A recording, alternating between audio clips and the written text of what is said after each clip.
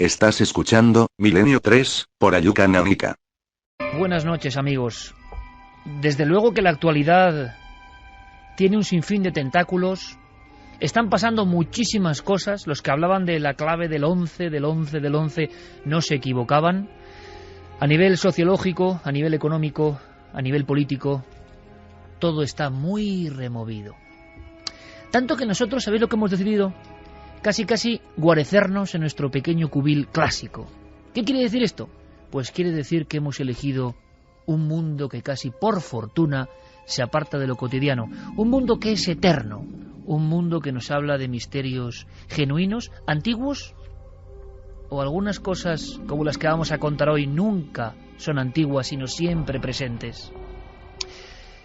Podríamos empezar la introducción de este asunto, de este tema, de este dossier de esta noche, con muchísimas palabras, historias, clasificaciones, adjetivos.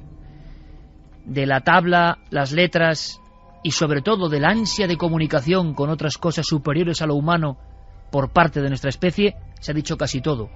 Todo lo que diga yo es redundar. Así que, ¿por qué no empezamos con un caso? ¿Por qué no empezamos con un caso? Veréis, estamos haciendo un dossier porque en breve, en la televisión, en nuestro programa hermano o mayor, o como queréis llamarlo, resulta que vamos a hacer una especie de toma de postura o posición respecto a los diferentes estudios que hoy en día existen sobre la Ouija. Al decir Ouija, planteamos algo absolutamente familiar para la mayoría de los oyentes, estoy seguro, de cualquier edad. Pero ¿cuál es la edad de la propia Ouija? ¿Cuándo nació? ¿Qué está pasando ahora? ¿Sabéis que en algunos países de América, me refiero a América Latina, hay peticiones políticas de prohibición de la Ouija? Hay un estudio científico, por ejemplo, en otro de esos países, que nos habla de conexión entre suicidio infantil y Ouija. Pero cuánto mito y cuánta verdad. ¿Qué han llegado a saber nuestros investigadores, las personas autodidactas que han pasado décadas delante de ese tablero, entrevistando a personas? Hemos querido que nos cuenten cosas, que os cuenten cosas, y hemos querido incluso que rememoren algunas experiencias propias. Ya no es hablar del caso de no sé quién o el caso de no sé cuál, sino que los investigadores directamente nos revelen lo que les pasó en cierta sesión de Ouija, lo que ellos con sus ojos pudieron llegar a ver. Quizá con eso tengamos una opinión. Hemos lanzado una pregunta que luego haremos eco con ella para que nos deis un primer dato para el sondeo. Y tenemos buenos amigos, eso siempre. Pero, ¿por qué no empezamos con uno de esos casos personales? Hay uno, bueno, muchos, pero uno que me ha dejado asombrado. Esta noche es de asombro y de especial participación. Lo vais a entender enseguida. Mirad, Francisco Azorín es químico. Un químico que además está dentro del ámbito docente. Da clases a alumnos. Y desde hace 30 años ha investigado el tema de la Ouija, que no es tema fácil. Nada más cercano y más sencillo, para algunos más burdo, pero nada tan lleno de fenomenología. Toda fraudulenta, toda absurda, o hay alguna realidad que nos puede ayudar a comprender lo que ya hacían los antiguos con sus primitivas ouijas. La necesidad de conectar con el ultramundo, lo que se supone, lo que está más allá de lo físico. En el fondo la ouija no deja de ser una plasmación de ese eterno anhelo. Aunque, y también lo vamos a comentar, hay muchas veces, más de las deseables, en las que la operación sale mal. Muy mal. Veréis, escuchad esta historia, porque nos hace entrar en ambiente. Y por fortuna, mientras el mundo se desmorona o no, que espero que no, por supuesto, pero con toda esta agitación afuera, nosotros nos sentimos un grupo de amigos en el estudio 1, con esta penumbra, un café humeante, unos flexos que iluminan no mucho, y la sensación de contar y aprender. Y eso es sentirse de alguna forma, en los días que corren, bastante protegido. Francisco Azorín, principios de los 80, estaba haciendo una ouija, que ya es curioso, con la que era su prometida. ¿Qué pasó? Lo cuenta él. Hicimos una sesión de ouija y nos salió una entidad que dijo que nos conocía. Esta entidad dijo algo muy interesante para nosotros. Dijo que Elvira realmente no era Elvira, era Jenny. Cuando le preguntamos que quién era Jenny, nos dijo que Jenny era María Eugenia. Entonces yo miré a mi novia en esa época y vi que se estaba poniendo roja, amarilla, verde y de todos los colores. ¿Qué es lo que pasaba? Pues que Elvira justamente es melliza de otra hermana suya que justamente le pusieron el nombre de María Eugenia. Claro, había una posibilidad, la posibilidad de que la muerta realmente, porque luego su hermana gemela a los pocos días murió, que la muerta hubiera sido Elvira y no María Eugenia, o sea, que María Eugenia viviera. Bien, pues yo le dije, cuando Elvira me contó este dato que yo no sabía, yo le dije que no se preocupara porque en las sesiones de Ouija a veces salían entidades burlonas que nos pueden decir, pues entre otras cosas, muchas tonterías. Ella, no obstante, cuando llegó a su casa, francamente preocupada, habló con su madre y su madre dijo, tú no tienes por qué preocuparte, Elvira, porque yo estoy convencida de la que vive eres tú, la que vivía era Elvira y la que murió fue tu hermana María Eugenia. Bien, pues así quedó la cosa. ¿Qué ocurrió? Pues al cabo de unos cuantos años, cuando fuimos a casarnos y pedimos nuestras respectivas partidas de nacimiento, ella, cuando recibió su partida de nacimiento de un pueblo de Cuenca, pues resulta que en esa partida de nacimiento la única persona viva que constaba era María Eugenia.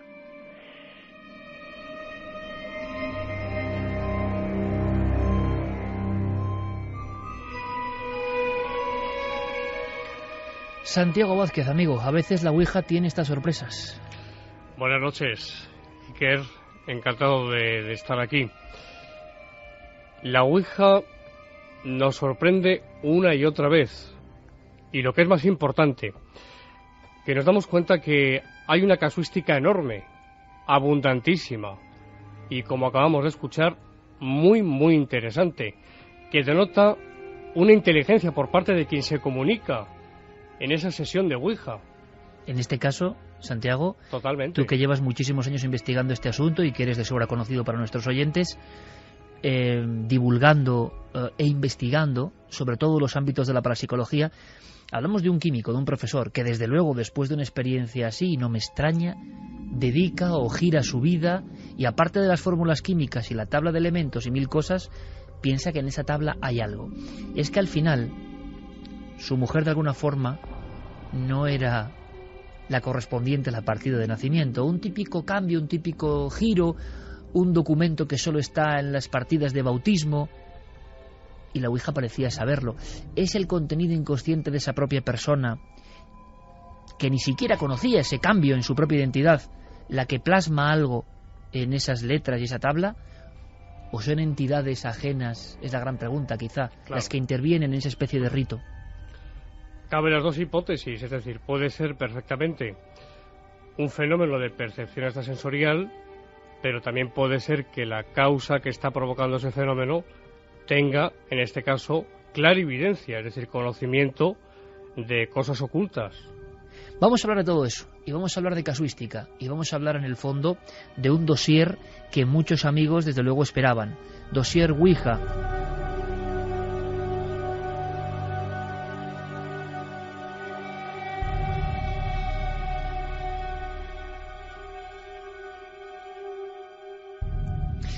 Y cuando uno bucea en documentos, se encuentra historias estremecedoras. En España son pocos los investigadores que han divulgado, plasmado, como has hecho tú, o Francisco Azorín u otros, sobre casuística concreta, que nos permita llegar a otras conclusiones. Pero, fijaos, ha habido profesores universitarios como Edmund Gruss en Estados Unidos que han dedicado parte de su vida, pero de una forma febril, a denunciar el peligro que hay detrás de estas historias, y recopilaba e investigaba noticias como esta. 27 de diciembre 1933, New York Times. En San Diego, California, el día 26, cifra la agencia de noticias la información, Ernst Turley, 46 años, oficial naval retirado, muere en el hospital naval, por las heridas de bala que le ha provocado su hija Mattie. La hija tiene solo 15 años. Hubo un testimonio en la corte de Arizona, corte juvenil destinada a este tipo de casos, año 33, repito, y informa de que la tabla Ouija fue la que le confesó directamente que asesinara a su padre para que su madre cumpliese su sueño de casarse con un joven vaquero de la zona. Ella, en el testimonio que aparece en New York Times como juicio, declara: mamá le pidió la tabla que decidiera entre mi papá y su amigo, el vaquero. Como de costumbre, al principio, la tabla se movió alrededor sin significado. De repente deletreó que yo tenía que asesinar a mi padre. Fue terrible. Me estremecí. Mamá le preguntó a la tabla si el disparo sería certero y respondió que sí. Le preguntamos qué se debería usar en el asesinato y dijo, respondió la tabla, que una escopeta. Traté de asesinar a mi padre al día siguiente, pero no pude. Me puse nerviosa. Sin embargo, unos días después lo conseguí, en el corral. Levanté la escopeta y apunté cuidadosamente entre los hombros, y de nuevo me puse nerviosa. Pero pensé en mi querida madre, y en todo lo que significaba para ella. No podía fallar. Mi mano temblaba horriblemente, pero levanté la escopeta, y tal y como dijo la tabla, disparé.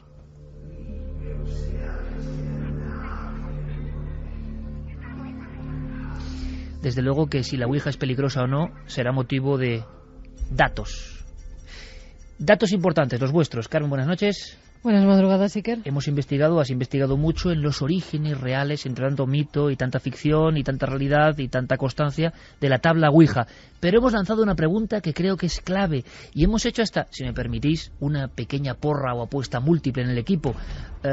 Una pregunta clave, fundamental hoy en día. ¿Has practicado la Ouija? Creo que muchos de los que estamos aquí hemos perdido, porque creemos que casi todos en la adolescencia hemos practicado la Ouija, ¿verdad? Pues no, el 67,5%, frente a un sí que ha votado el 32,5%. Santiago Camacho, ¿te sorprende? Sí y no, me sorprende porque pensaba que iba a salir el resultado más o menos al contrario. Pero luego pensando... Yo como poco, la verdad. Pero luego pensando que tampoco es que seamos una muestra específicamente representativa de lo que es la sociedad, pues a lo mejor entre la gente, entre comillas, más normal, no sea tan común el haber hecho la Ouija a ciertas edades. Pues me extraña mucho, Santiago, porque si sabemos algo, al otro Santiago se lo digo, es que hoy en día, en España, luego aprenderemos, en épocas de crisis se incrementa el número de practicantes de la Ouija, de sesiones, de búsqueda de respuestas, de angustias personales.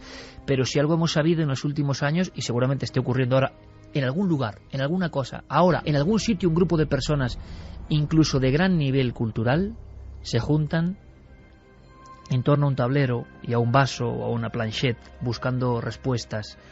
Científicos y personas con la mente bien amueblada y nada dados al misticismo, que sin embargo sí que practican esto. Cierto, esto es algo desconocido, pero hay que decirlo, y llevas toda la razón. Es decir, que las prácticas espiritistas, si nos remontamos atrás en el tiempo, han estado integradas por grandes y eminentes hombres de ciencia. Esto es cierto. Y también es cierto que actualmente ocurre, yo conozco casos, tú conoces casos, conocemos casos de personas muy cultas, muy preparadas, muy versadas, que practican de vez en cuando este mal llamado juego de la Ouija, porque tenemos ansias de saber. Es decir, yo creo, Iker, que eso es inherente en el ser humano. Es decir, las ganas de conocer lo que puede haber, como hipótesis, claro está, lo que puede haber después de la muerte, qué nos espera, qué hay ahí, sinceramente apasiona y despierta este interés. Pero claro, tenemos la otra cara de la moneda, y la otra cara de la moneda, como sabemos, es que entraña sus peligros y no son pocos. Además, con la Ouija hay una cosa que con respecto a otro tipo de fenómenos, otro tipo de prácticas, no podemos saber, y con la Ouija sí. Podemos saber cuánta gente la practica y podemos saber cómo se incrementa o cómo desciende su práctica. Porque al ser un juego, un tablero, que es marca registrada de una determinada firma juguetera, cuyas ventas están perfectamente cuantificadas, sabemos, por ejemplo, que ahora mismo, sobre todo desde el 2001 a esta parte en Estados Unidos, estamos viviendo una de las épocas doradas de la Ouija en ese país. Épocas que coinciden siempre con los momentos en los que hay, sobre todo, una guerra.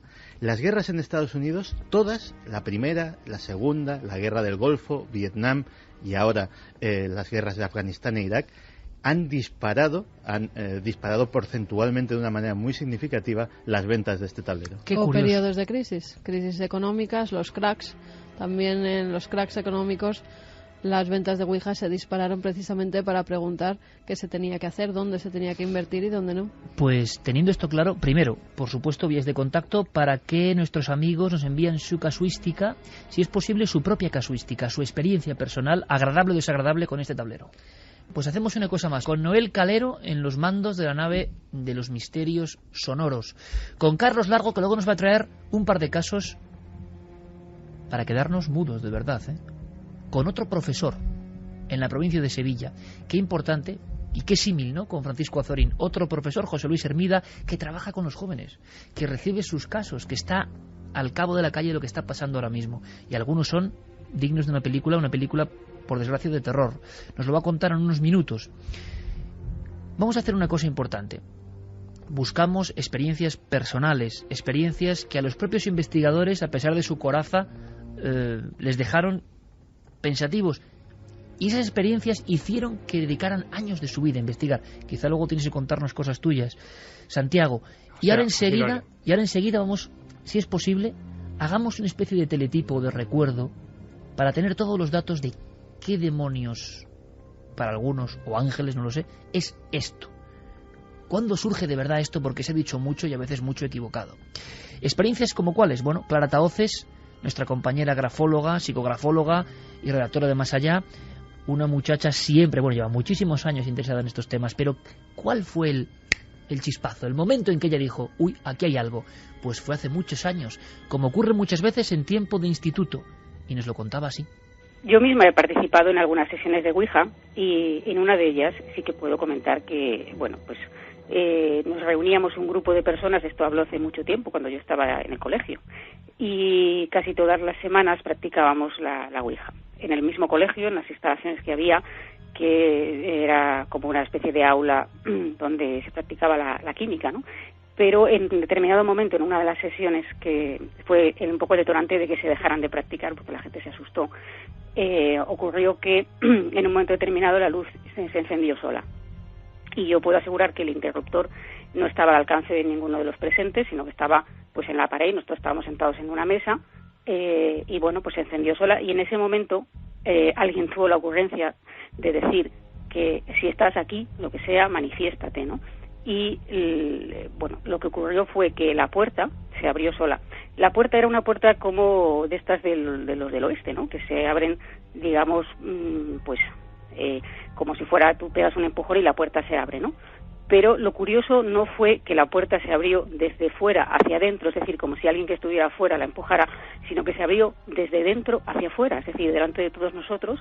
La puerta hizo un movimiento contrario al que, si hubiera estado alguien detrás de esa puerta, podría haber hecho. Y sin embargo lo hizo, ¿no? Esto, pues claro, se asustó todo un mundo muchísimo y salió corriendo. A veces parecen anécdotas, sustos infantiles, pero condicionan toda una vida, incluso en los investigadores, en las personas que luego han pasado años intentando saber qué. Hagamos historia de este tablero, e incluso mucho antes de ser un tablero.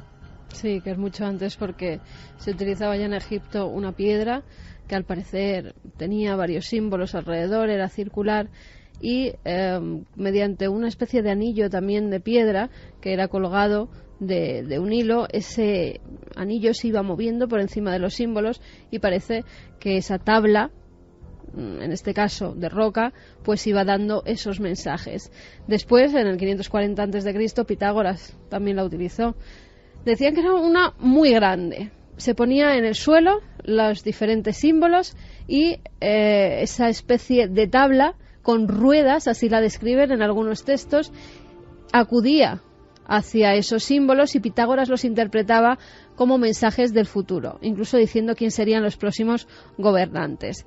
Después, en la época romana, ocurría lo mismo que en Egipto, lo que pasa que en este caso, en vez de poner un círculo de piedra, lo que utilizaban era una jarra de vidrio llena de agua, se colgaba de nuevo una especie de anillo de un hilo, se iba diciendo el alfabeto, y cuando ese anillo daba con el vidrio, era la letra elegida por esa forma de interpretar los mensajes que venían del más allá. Los chinos también utilizaron algo parecido con la piedra, y en África se utilizaba la tabla de frotar. así lo llamaban, de nuevo símbolos que se iban moviendo con una especie de señalador que iba dando e interpretando los mensajes. O sea, que esa especie de arquetipo de una tabla o de un elemento plano con signos aparece ahí desde el principio del tiempo. Pero, ¿y la tabla? Es decir, hay muchas historias, leyendas negras, además, inclusive, sobre ese objeto que Santi ha comentado que está patentado por cierta marca de juguetes. Parece que hay una historia incluso de muertes internas, como no podía ser de otra forma, ¿no? Como si el mal fario, de alguna manera, acompañase a la Ouija desde siempre. Pues sí, en principio tenemos que hablar de la planchette. Las planchettes eran una especie de corazón, así tenían la forma. Dos de las patas que tenían eran patas normales y justo, mira, tenemos una aquí, una parecida que hemos traído esta noche, y justo en ese agujerito que hay en medio, lo que sería en la punta del corazón, metían un lápiz y en ese lápiz iban dibujando las diferentes letras que los supuestos espíritus iban dando. Esa planchette al final se cambia y en vez de tener dos patas tiene una más que se van desplazando sobre un tablero de madera de unos 50-55 centímetros de largo, rectangular. En ese tablero hay un sí, un no, un adiós que está abajo, del 0 al 9 los números y todas las letras del alfabeto. Y ese indicador se iba moviendo diciendo las letras y así escribiendo los mensajes. En 1890, Elijah Bond es la primera persona que registra la patente, un 28 de mayo, y además le pone el nombre de Ouija, o tabla egipcia de la suerte. Tabla egipcia de la suerte es el primer nombre. Sí. La compañía Kernat Novelty la convierte en una marca registrada y la empieza a comercializar. Hubo varias divisiones en la empresa y el dueño de una tienda, William Fult, paga por la patente y desde entonces se encarga de la Ouija, junto a su hermano, que además eran bastante creían mucho en lo oculto, incluso decía que trabajaban con una tabla mística que ellos mismos habían fabricado en su casa. Bueno, pues empezaron a hacer las Ouijas en su propio domicilio, en los almacenes, las hacían de forma artística. Cada una era diferente y según los pedidos que tenían, pues las iban fabricando, hasta tal punto que llega a ser tantas que tienen que comprar una fábrica. Tienen varios nombres en esa época, la llamaban tabla bolo, tabla oriol, tabla embrujada, tabla parlante, hasta que ya empiezan a ponerla de verdad Ouija en esas especie de cajas en las que eran metidas y empiezan a distribuirlas. Compran una fábrica bastante grande, pero claro, antes lo tienen que consultar con la Ouija. ¿Tendremos suficiente dinero para pagar esta fábrica y a los empleados? Y la Ouija dice que sí, que además con este invento van a hacerse millonarios.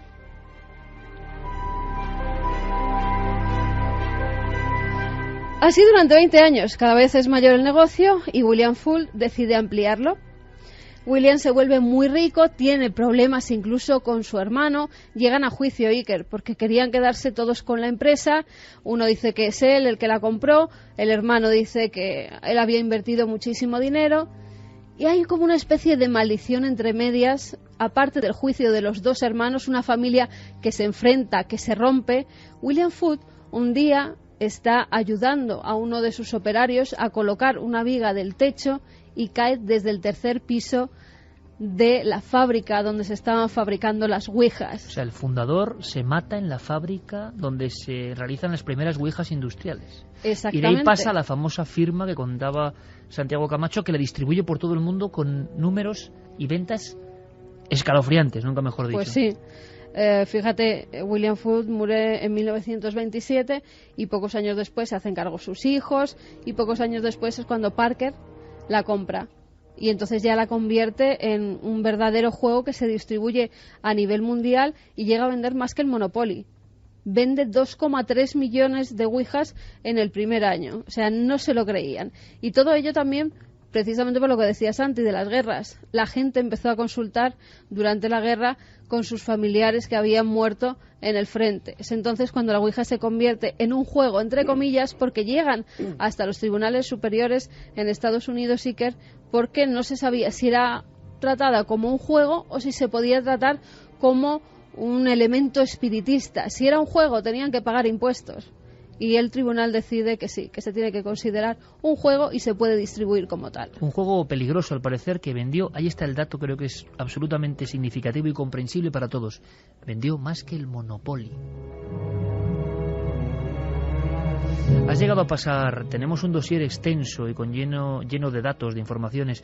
Santiago, en lo personal, ¿a ti también te ha llegado a pasar algún tipo de experiencia para darte cuenta de la importancia de este juego, entre comillas? Sí. Yo practiqué mucho, Iker, hace muchos años ya. Hablamos de hace aproximadamente 22 años, 21 años. Y recuerdo una sesión que se me quedó marcada y grabada. Éramos 6 personas en torno a una mesa redonda. Había un maestro de ceremonias, mayor que nosotros. El máster se movía a una velocidad vertiginosa en círculo y él fue diciendo a cada uno, quita la mano, al otro, quita el dedo, al tercero, quita el dedo. Me quedé yo solo, con mi dedo índice posado sobre ese máster, y cuando él me dijo, quítalo tú también, ante mi asombro, Iker, aquel máster seguía girando solo.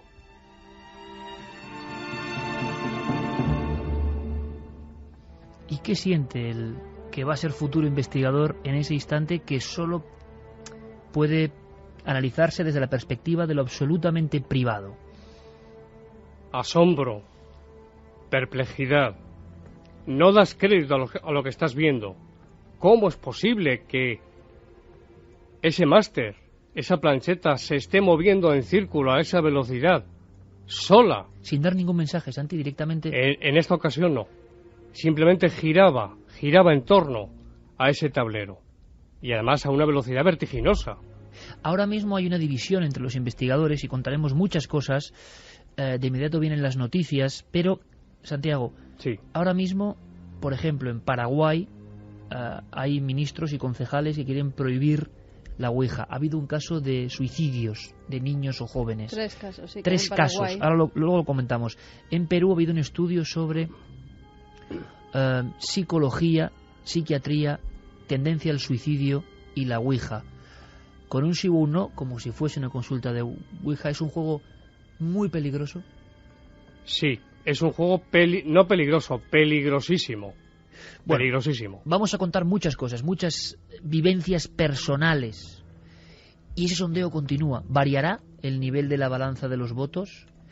¿Qué nos contaron nuestros amigos investigadores que han pasado de eso, de analizadores y divulgadores de un fenómeno, a vivir ellos cosas? Pocos instrumentos como la Ouija para generar no sé bien qué, pero que lo han vivido personas honestas. Por lo tanto, merece toda nuestra atención. Dossier sobre lo más oscuro de la Ouija, porque nos interesan además esos casos que, porque a veces hay evidencias de ellos, tuvieron graves problemas. Ahora las noticias del misterio en la SER.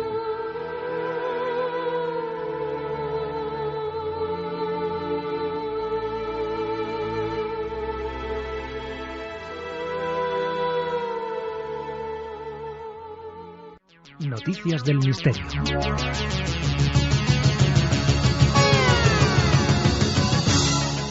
Comenzamos las noticias del misterio revelando un enigma, el del magnetismo de la Luna.